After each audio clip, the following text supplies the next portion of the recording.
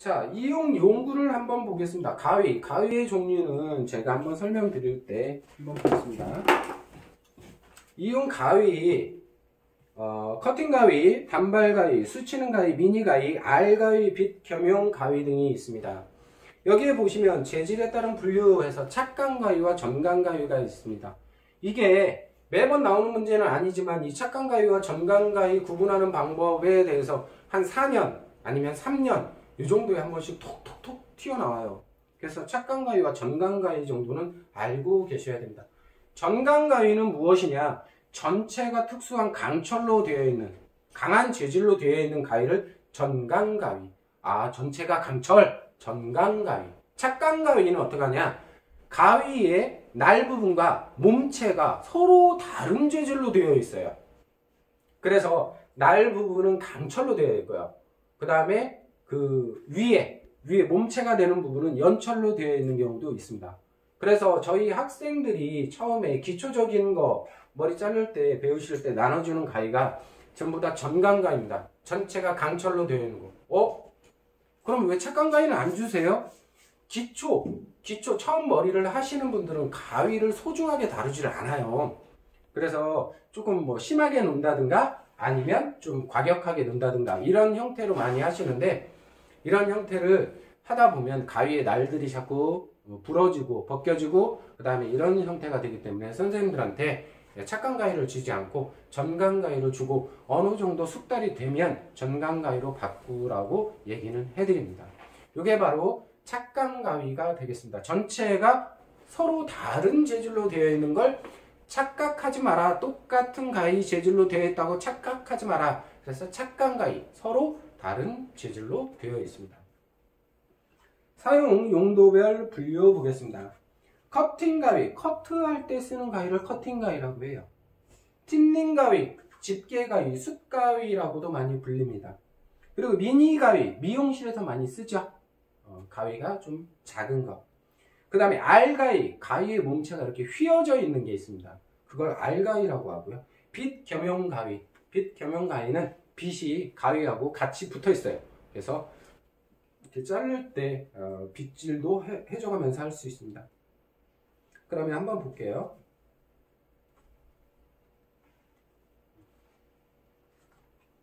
이게 선생님들이 커트할 때 쓰는 커팅 가위라고 합니다. 커팅 가위. 이 가위가 장가위 7인치예요. 이게 커트할 때 쓰는 가위고요. 이 가위가 바로 선생님들이 보시는 전강 가위가 되겠습니다. 전체가 특수한 강철로 되어 있는 전강 가위가 되겠습니다. 그 다음 보시면 틴닝, 집게 가위라고 합니다. 이렇게 이빨이 이렇게 쭉 나여 있죠. 근데 이용사 가위, 이용사 틴닝은 선생님들 잘못 알고 계시는 거 많이 있으신데요. 도끼 틴닝 이런 게 아니라요. 저희는 기본적인 거로 35발 틴닝을 쓰고 있습니다. 이용사들이 쓰는 35발 틴닝을 쓰고 있어요. 가끔 시험 보러 가시면 도끼 틴닝 막 20발짜리, 15발짜리, 심지어 이런 거 갖고 오시는 분들도 가끔 보셔요. 그러면 그분들한테 적어도 강사분들이나 원장님들이 이용 틴닝은 기초적인 거 35발 틴닝으로 배우고 있다라고도 한 번 정도 설명을 해주셨으면 좋겠습니다. 미니 가위는 미용실에서 쓰는 작은 가위를 뜻하는 거고요. 그러면 이런 가위를 선택할 때 선택법 및 주의사항 한번 보겠습니다. 가위는 두께는 얇고 허리 피벗이 강한 것이 좋다. 허리 보시면 여기 중간 부분에 피벗이 강한 것이 좋다. 왜 그러냐면 가위를 놓치거나 했을 때 이 부분이 약하면 부러지거나 이렇게 되겠죠. 휘어지거나. 그리고 양날의 견고함이 서로 어떻게 돼야 된다? 같아야 된다. 가위가 도금된 것은 피해야 된다. 그런데 제가 쓰는 건 이렇게 도금된 가위죠. 도금된 가위를 쓰는데 선생님은 왜 도금된 가위를 쓰세요? 우리는 왜 도금된 가위를 쓰지 말라고 하고요. 도금된 가위들이 쓰시다가 도금이 벗겨지면 거기에 미세하게 줄이 갑니다. 근데 이 가위질을 계속 하다 보면 거기에 미세하게 줄이 가서 나중에 그걸 사용하지 않는 것이 더 나을 때가 있어요. 하지만 조금 이제 멋스러움이나 그다음에 가위를 잘 활용할 줄 아시고 소중하게 잘 달아주시는 분들은 도금 가위를 사용해도 무방합니다. 하지만 시험 문제에서는 도금하는 가위는 피하는 것이 좋다라고 체크를 해주셔야 됩니다. 그리고 몸체가 약간 굽은 내곡선인 것이 좋다. 내곡선이라는 게 뭐냐? 점점점 처음부터 끝에까지 갈수록 일자로 되어 있는 게 아니라 점점 폭이 조금씩 줄어들죠. 이런 내곡선인 상태가 가위질을 할 때 어떻게 마찰이 일어나지 않고 잘 잘라지게 할 수 있도록 유도해 주는 것입니다. 손가락 넣는 구멍이 이용사의 손가락에 적합해야 된다. 저 같은 경우도 링을 위에는 끼웠죠. 그렇죠? 너무 이제 조금 가위가 좀 넓어서 많이 들어갈 때 예방하고자 하는데 밑에는 링을 끼우지 않았어요. 제가 이렇게 보시면 손가락을 빼야 되는 경우가 많이 있기 때문에 선생님들한테 뭐 이렇게 하시다 보면 그래서 저 같은 경우는 가위를 돌릴 때 요게 링 때문에 참 안 돌아가요. 그런데 나름대로 가위는 사용할 때는 괜찮게 하고 있습니다. 손가락 넣는 구멍이 이용사의 손가락에 적합하셔야 되고요. 시술 시 잡기 쉽고 조작하기 쉬운 게 좋습니다. 그래서 어떻게 링 같은 거 이런 경우 끼워 주시고 선생님들이 많이 사용하고, 또 다른 거 보시면 저 같은 경우 보시면 이렇게 가죽을 이렇게 감았어요. 가죽을 감아서 선생님들 사용할 때 이렇게 보시면 이렇게 가죽 감았죠. 감아서 제 손가락에 딱 맞게끔 이렇게 조절을 했습니다. 자, 성질법이나 각국의 명칭 한번 보시고요. 빗은 커팅빗, 정발빗, 아이론빗, 꼬리빗, 연발빗 이렇게 있는데, 커팅빗, 커트할 때 선생님들이 사용하시는 빗들을 말하는데, 주로 이용사 실기시험에 선생님들이 가져가셔야 되는 빗들이 플라스틱이 아닌 나무빗이죠. 나무로 전부 다 깎아서 만든 빗입니다. 그래서 가격이 조금 플라스틱보다는 조금 비싸요.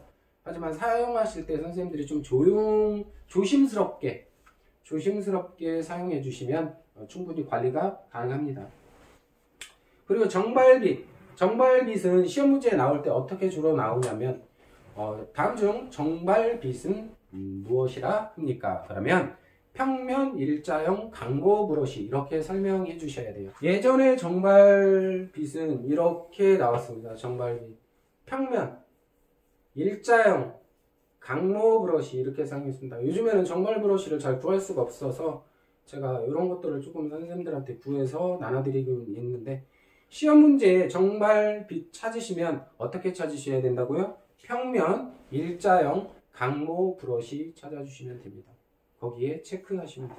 그리고 아이론빗은 홈이 이렇게 파져 있어요. 빗에 이렇게 홈이 파져 있어서 그 홈 안에서 아이론이 놓을 수 있게끔 만들어 주신 빗입니다. 이거 혼동하지 마세요. 미용실에서 사용하는 꼬리빗과 아이론빗은 전혀 틀립니다. 꼬리빗 갖고 가끔 오시는 분들 계시는데 꼬리빗이 아니라 아이론빗입니다. 이걸 가지고 오셔야 돼요.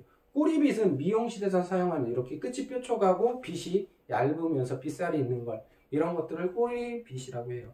연발빗, 염색할 때 사용하는 빗 있죠? 이쪽에는 붓이 있고 이쪽엔 빗살이 있는, 그걸 연발빗이라고 합니다. 이 빗을 손질할 때는 어떻게 하느냐?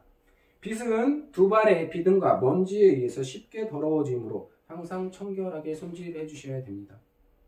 크레줄수나 석탄산수 또는 역성 비누액으로 잘 닦으신 다음에 마른 수건으로 이렇게 깨끗이 닦아서 보관해 주시는 게 가장 좋습니다. 열처리 소독은 피하는 게 좋습니다. 열처리, 빗이 나무빗도 있고 이렇게 있지만 플라스틱도 있고 이렇게 있지만, 플라스틱 같은 경우 열 처리를 하게 되면 어떻게 해요? 변형이 생기죠. 그래서 저희가 선생님들한테 주는 빗이 나무빗인데, 나무가 이렇게 그 열이나 기름이나 물이나 이런 거에 대해서 조금 강하니까, 플라스틱보다는 좀 강하니까 선생님들한테 처음에 연습시킬 때 나무빗을 주로 사용하게 됩니다. 바리깡, 클리퍼, 바리깡 선생님들이 나오시는, 여기 책에 나오는 바리깡은 일반 선생님들이 쓰시는 전기 바리깡, 이런 장미 바리깡이라고 하죠. 이런 바리깡을 설명하는 것이 아니라 이걸 지금 설명하는 겁니다. 책에서. 이거 우리 학교 다닐 때 많이 보셨죠? 야, 일로 와봐. 너 저기 머리 자르라고 했는데 왜 머리 안 잘라? 일로 와. 그래서 이렇게 자르는 겁니다. 그죠? 이걸로 많이 했어요, 선생님들이. 우리 학교 다닐 때 썼던 이 바리깡을 책에서 설명하고 있는 거지, 우리가 지금 쓰고 있는 전기 바리깡을 설명하는 것이 아닙니다. 이 바리깡이에요, 이 바리깡.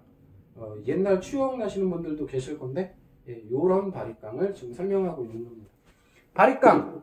시험 문제에 바리깡이라고만 나올 수는 없어요.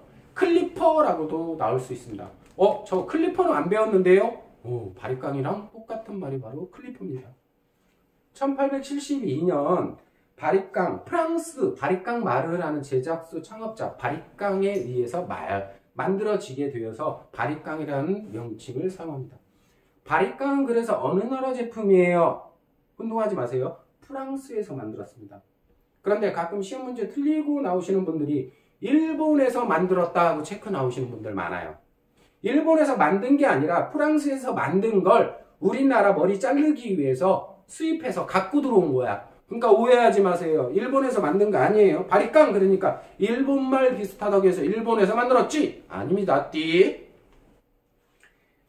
자, 가위보다 한 번에 많은 모발을 자를 수 있도록 고안된 기계입니다. 작용 원리는 서로 접촉하는 윗날과 밑날에 끼워진 모발을 윗날이 좌우로 움직이면서 모발을 자르는 원리이며 주로 짧은 머리에 많이 사용했습니다. 제가 어렸을 적에 이 바리깡으로 머리 자르면 머리 많이 뜯겼어요.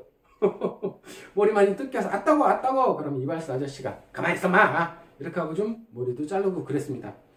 자, 이것 때문에 혼돈을 많이 해요. 우리나라에 언제 도입되었느냐 이것 때문에 혼돈을 많이 하시는데 우리나라 도입은 1910년에 일본으로부터 수입돼서 보급되었다 이렇게 되어 있지 일본에서 만들었다는 아닙니다.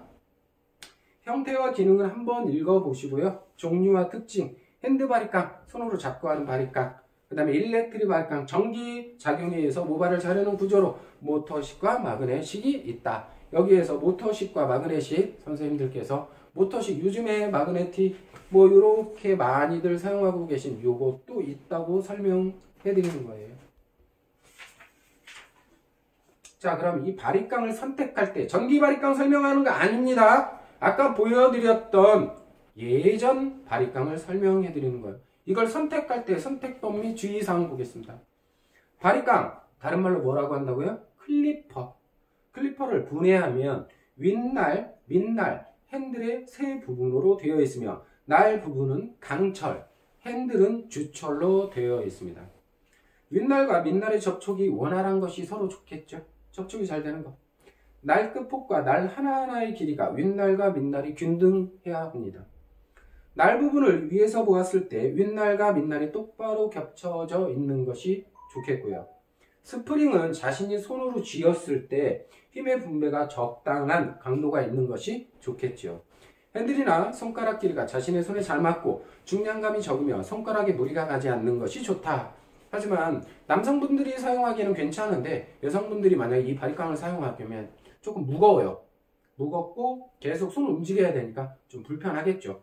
편한 게 있는데 굳이 옛날 거 찾겠냐 이렇게 말씀하실 분